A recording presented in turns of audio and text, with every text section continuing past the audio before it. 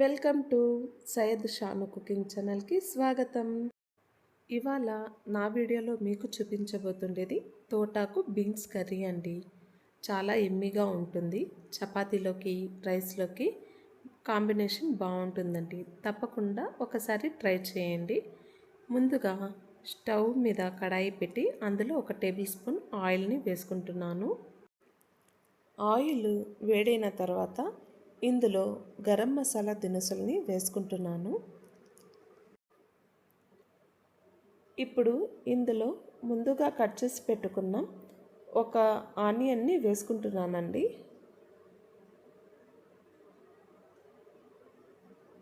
Onion colour change అయ్యేంత వరకు fry చేసుకోవాలి.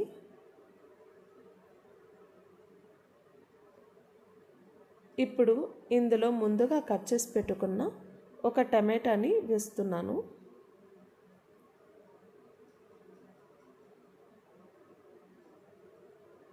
టమాటా కొద్దిగా మగ్గిన తర్వాత వీటినన్నిటినీ ఒక ప్లేట్లో తీసుకొని చల్లారనిచ్చి మిక్సీ పట్టుకోవాలి.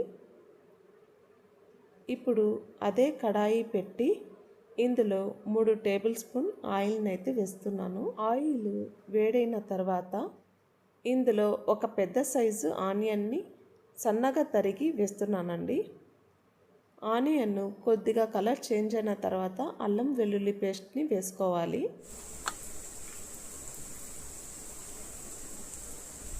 ఇప్పుడు ఇందులో ముందుగా చూపించిన టమాటా, ఆనియన్, గరం మసాలా ఐటమ్స్ని పేస్ట్ లాగా చేసి ఇందులో యాడ్ చేశాను. ఇప్పుడు ఇందులో 2 టేబుల్ స్పూన్ శనగపిండిని అయితే వేసుకుంటున్నాను. శనగపిండి లెమ్స్ లేకుండా స్లోగా కలుపుకోవాలండి. ఇప్పుడు ఇందులో 1 టేబుల్ స్పూన్ కారం, అర టేబుల్ స్పూన్ ధనియాల పొడి, కొద్దిగా పసుపు, వీటినన్నిటినీ బాగా కలుపుకోవాలి. లో ఫ్లేమ్లో వీటినన్నిటిని బాగా కలుపుకుంటూ నూనె పైకి తేలేంత వరకు ఉడికించుకోవాలి. ఇప్పుడు ఇందులో సన్నగా కట్ చేసి పెట్టుకున్న బీన్స్ ముక్కల్ని యాడ్ చేస్తున్నాను. వీటినన్నిటిని బాగా కలుపుకుంటూ బీన్స్లో ఉండే పచ్చివాసన వెళ్ళేంత వరకు ఉడికించుకోవాలి.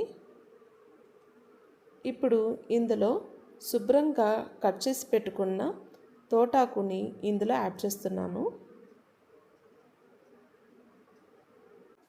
ఇది చాలా సింపుల్ రెసిపీ అండి.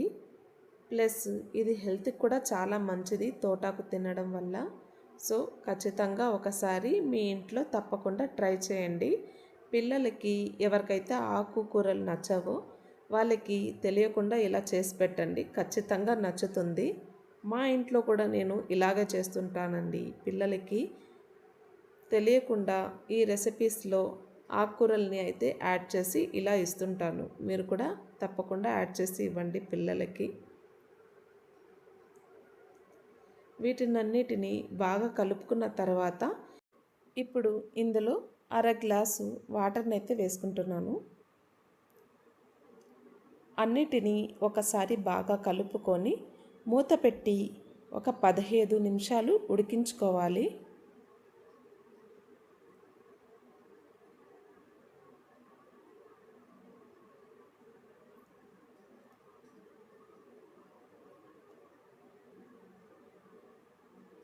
అంతేనండి. చివరగా కొద్దిగా కొత్తిమీరని చల్లి దించుకోవడమే.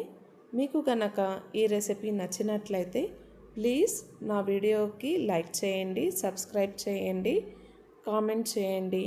ఎలా ఉందో తప్పకుండా మీ ఇంట్లో ఒకసారి ట్రై చేసి నాకు కామెంట్లో చెప్పండి. థ్యాంక్ యూ ఫర్ వాచింగ్ అండి.